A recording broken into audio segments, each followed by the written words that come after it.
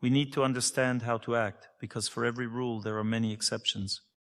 If we don't get this, if we idealize everything, we either try to be completely honest and end up drowning, or we start lying and still end up drowning. So what's actually going on? What kind of life is this? How are we supposed to live? How do we deal with everything that's happening? That's a big question. Let me start by explaining what God's laws are and how they differ from human laws. God's laws are meant to help the soul grow. The purpose of human life is not business, not kids, not even protecting your country. The purpose of life is to purify the heart. When a person lives a truly meaningful life, then business, family, and service to your country can all help you grow. If you're living the right way, there's no contradiction there. We need to understand something important. When it comes to our relationship with God and our destiny, in our next life, we won't take our children, country, or business with us. Even more, everything we have in this life, at least in the form we know it now, will be erased from our memory. We won't remember what happened before. Of course, if you really want to, you can find out. But if you do, in today's world, people might think you've lost your mind. So human beings evolve as souls. The highest goal is love for God. It may take many, many lifetimes to get there, but every one of God's laws exists for that single purpose. What makes an action right or wrong? It always comes down to that one question. For example, cheating on your wife, that's a wrong action. But from the standpoint of personal happiness, maybe it feels better to someone. So why is it wrong? Because it weakens your integrity. You stop telling the truth. You start lying to yourself and others. You stop evolving as a person. And that's why it's considered a sin. God's laws are designed to help us grow. And there are even laws we don't realize exist. For example, God's laws say that people who wake up late will struggle more in life. Same for those who go to bed late. Same for people who don't eat on time. They'll also have a harder life. These are the laws of this world. That's how this world is built, whether we know it or not. We don't fully understand how our thoughts and actions affect our lives, and God's laws aren't the same as government laws. In society, people with high status always get more protection, no matter how you slice it. Unless, of course, they forget that even power comes with responsibility to submit to a higher power and not just act on their own. When people start pushing their own agendas too far, a scandal will arise. They'll be charged with something, maybe even imprisoned with no clear explanation. Why? Because they've shaken the foundations of power. They're interfering with the governance of the country. In a state, the closer you are to the center of power, the more protected you are. But according to God's laws, everyone is equal, whether you're a president or a janitor. If you sin, you'll be held accountable by God. Not like in this joke I once heard from an Orthodox priest. A guy walks into a bank and says, "I need a loan." They say, "Sure, take it." He asks, "Do you need my passport?" They go, "Nope, just take the money." He says, "But what if I don't repay it?" They reply, "What do you mean? Your conscience will eat you alive." He asks, "When will that happen?" They say, "When you stand before God."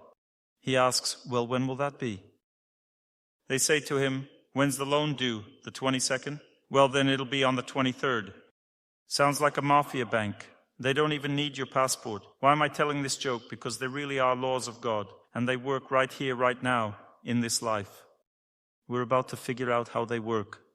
No matter what position we hold in society, if we do something bad, we'll have to answer for it. If we do good, it makes life easier and brings more luck in this life. And it brings more fortune if we're talking about this life. If we talk about life as a whole, a person's whole life is meant for spiritual growth, to understand the world more deeply, to understand God, what it means to love, and so on. You might ask, why do I even need that? Because there's another life. A higher, purer life. I won't go into that now since it's not the topic today. There are laws of God and there are laws of the country. If we compare and say, why do we need country laws if God's laws are all over the place? Country laws are needed to keep the country alive. The country is like a living organism. Every organism has its own kind of selfishness. That's the desire to live. If they don't breathe, for example, I can't live or eat. If I need to eat, I have to take life to live, even a life of a plant. So unfairness is built into this world from the start. The same goes for the country. When the country lives, it has its own survival laws.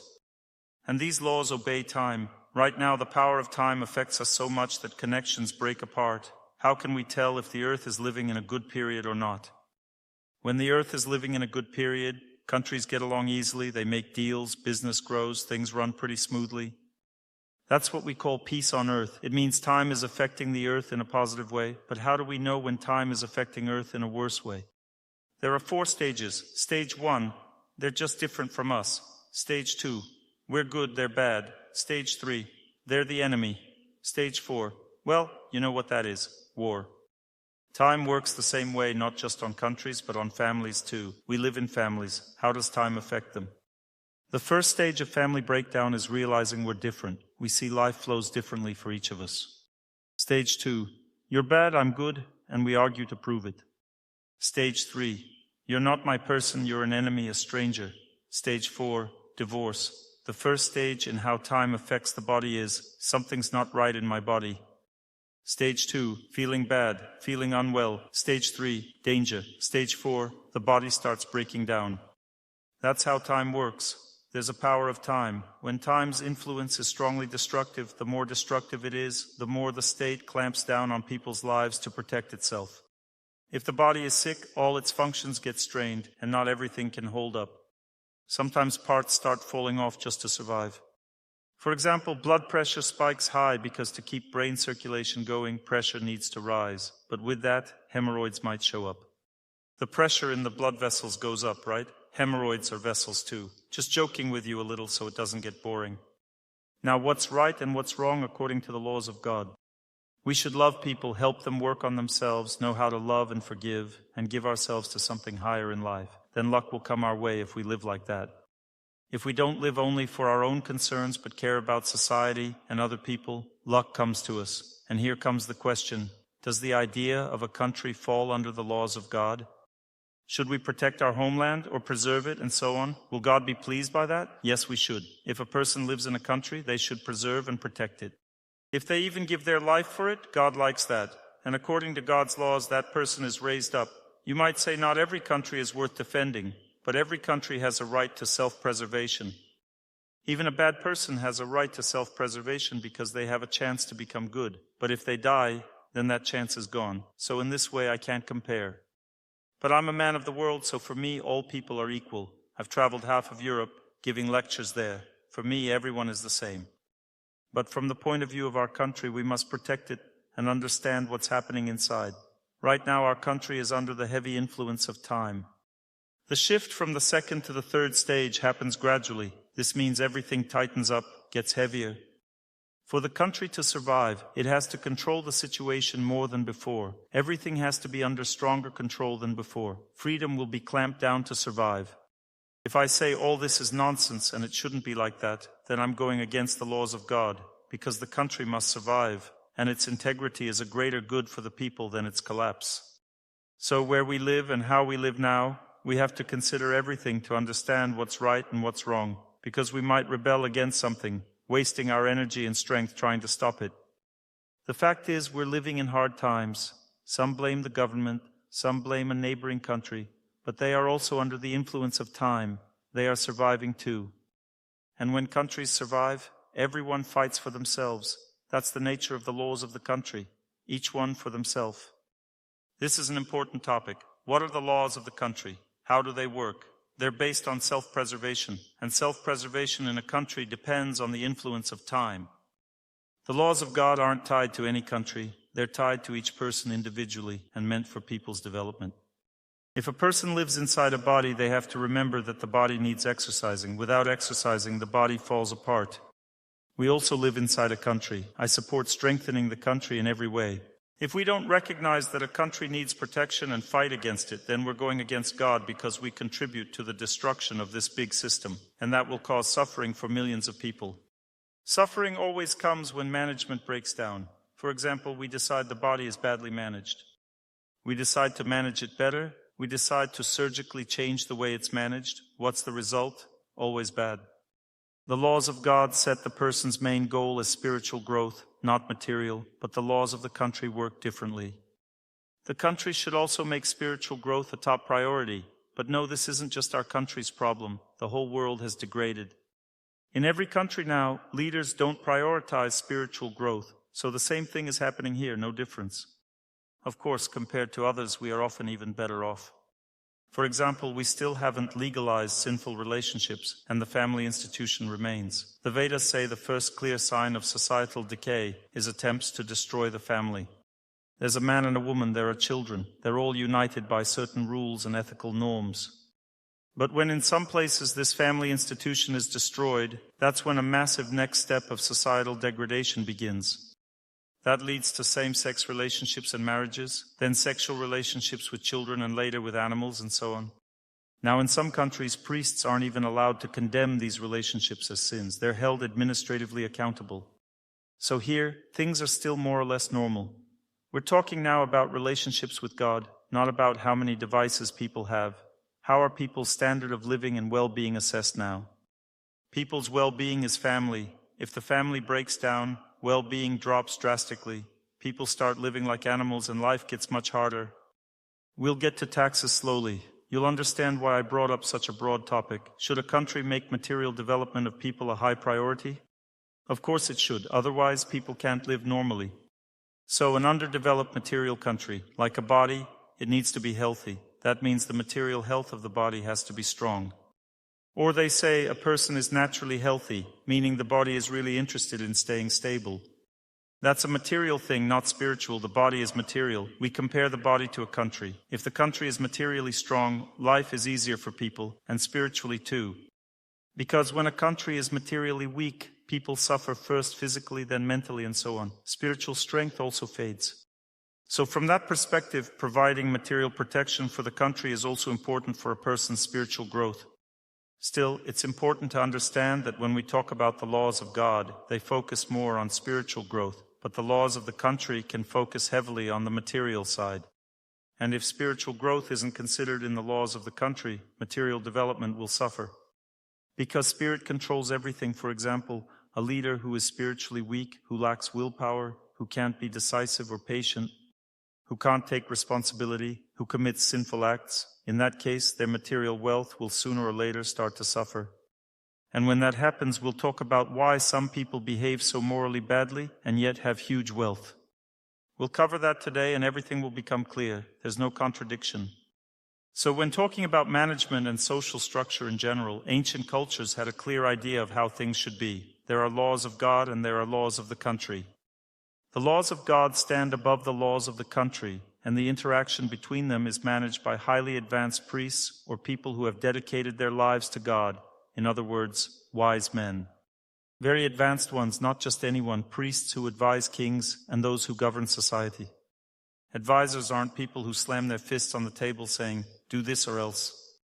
Advisors are those who say, if you go this way, this will happen. If you go that way, something else will happen. And that path is better avoided because it will cause problems.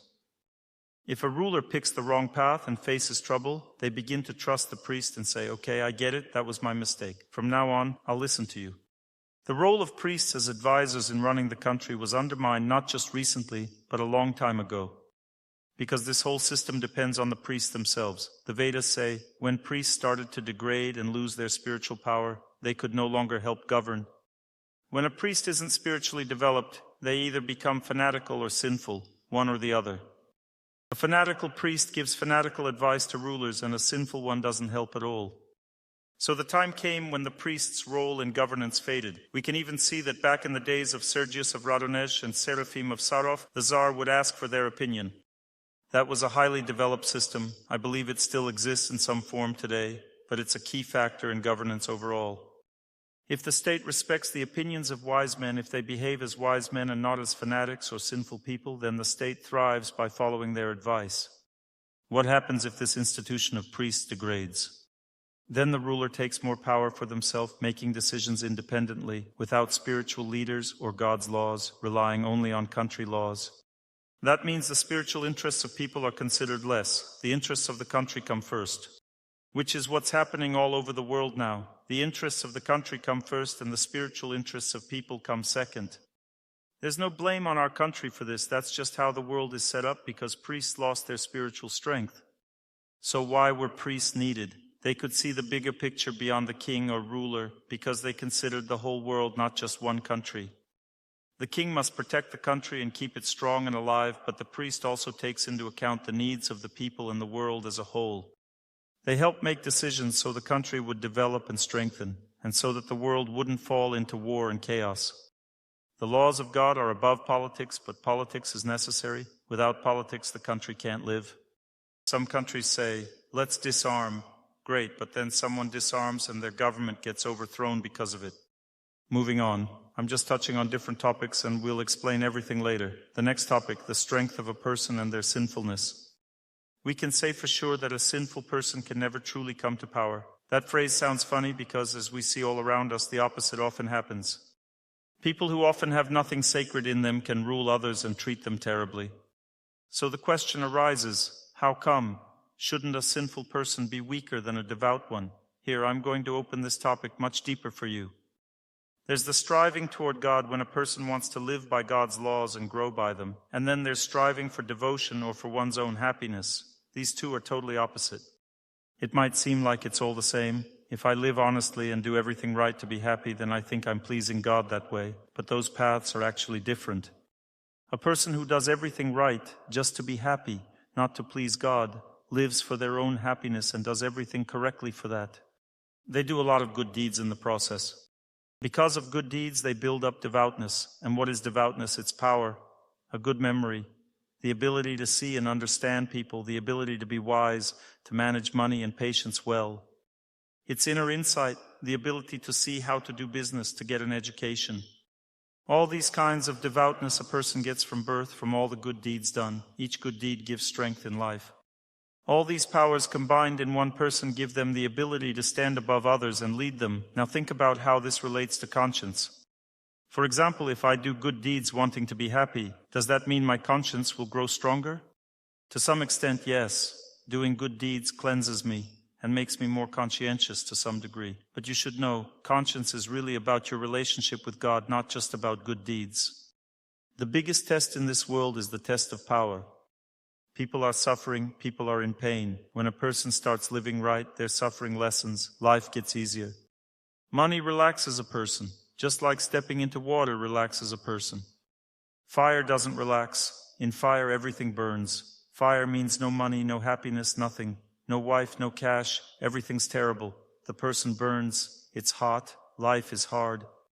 If people start living right, things get better. They purify themselves or find the right way to live. Money comes, wife comes, they relax, everything is fine. But if a person says, give me more, I want to be even better, they keep developing, they start listening to my lectures. Power or fame is very dangerous. It corrupts a person immediately. Here's the question, what were you aiming for? If it was happiness, here it is. You're above everyone else, no one bothers you, you bother everyone else. You wanted happiness, here it is, you have it all. You have power, influence, opportunities. You do whatever you want as far as human life goes. You wanted happiness, you got happiness. So why would you keep doing good deeds? You just live peacefully, enjoy life. Why do people fail this test? Because they set their goals wrong from the start. Maybe not in this life. To have big influence, power, wealth, you have to be born that way. Body type matters. What's more important, birth, maturity, or old age? It's a tough question. Birth is most important because if you're born a dog, you can't solve logical problems.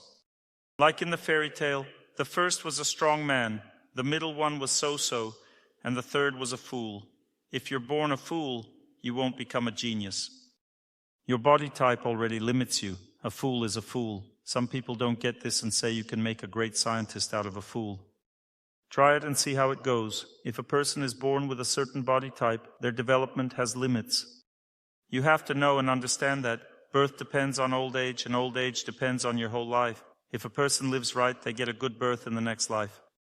A favorable birth gives a person the freedom to do whatever they want, but conscience stands above everything. So if a person cares about their conscience, thinks about their spiritual life and growth in this life, they want to keep their conscience intact as they develop. Then even if they have a high position in society, they won't lose themselves. Of course, there will be more challenges. Power and strength leave their mark. But if they ultimately live for God, nothing can stop their growth. No trial can break them, because conscience means more to them than anything else. Here lies the question, why do bad people sometimes, not always, hold great power? Because before that they were good, they did good deeds and lived rightly, but their goal in life was wrong. They did it for happiness. As a result, they got happiness, power, influence, opportunities. But they lost their conscience, because conscience depends on only one thing, a relationship with God. Got it? What is devoutness? Devoutness is good deeds. What are good deeds?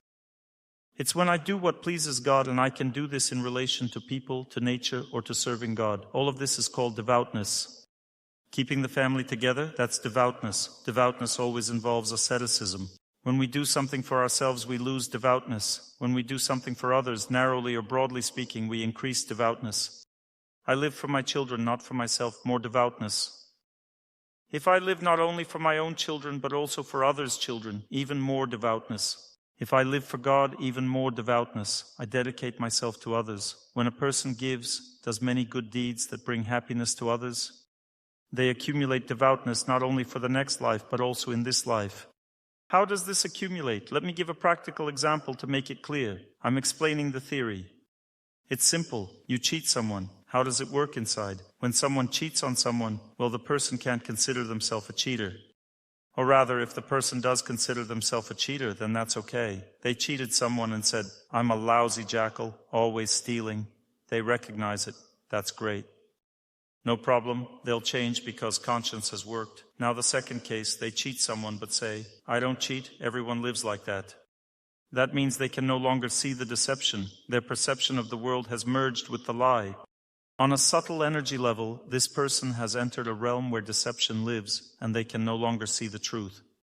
Only those who live in the realm of truth can see the truth. Those who live in deception will see deception, and will themselves be deceived in the end because they can't see what they themselves carry inside.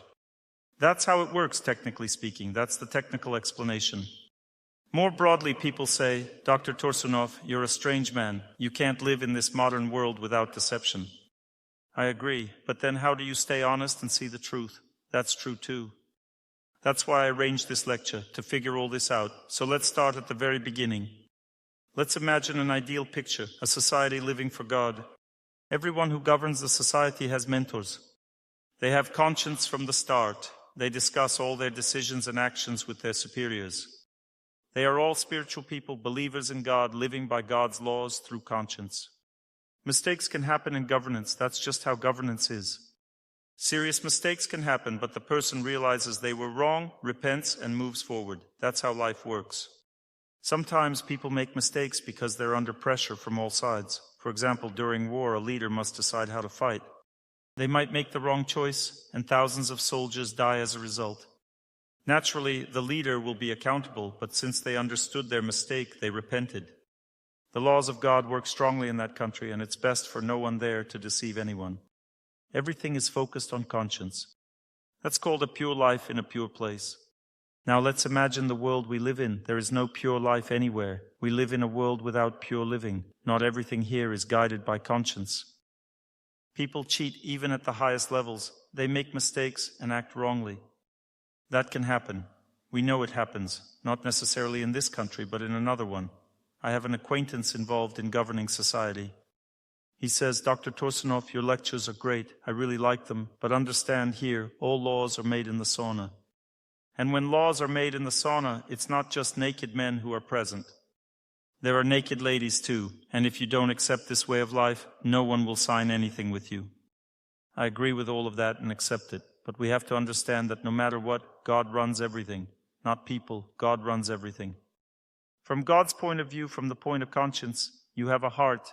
Inside here is a heart, and you know exactly from your heart's perspective how much to give and how much to keep. When you keep more for yourself, your heart will definitely react if you're friends with God. But some people think that nothing should be given to such a sinful country. Okay, if you don't give anything, then fly in the sky. You can't use the roads, because if you don't give money to the treasury, then from the life perspective, you have no right to use the roads. Roads are built with money people give. You might say, but there's theft there. What can you do? God's laws still work like this. If you don't give money to the country, you can't use its services. Borders are protected, infrastructure works, medical help is provided, pensions are given. Of course, not everyone will live long enough to see their pension, but the system still works. Someone will live long and get to use the services. Out of spite. Yeah, sure, that's the goal of life, to live long and rightfully use the opportunities, at least that. I read an interesting quote in the news. It encourages people to live longer. I agree with that. The idea is, if a person thinks they owe nothing to their country, they'll end up under God's sanctions. God knows exactly who owes what to whom. Going too far in either direction leads to failure in life. There are many ways to lose. This all works in society and operates according to God's laws. You might say, how will God punish me? He's up in the sky and doesn't really care what happens down here. God isn't only in the sky, He's also in the heart of every person, including those in law enforcement. Here's an example I gave before. You live in this country and respect its government. You consider it your homeland.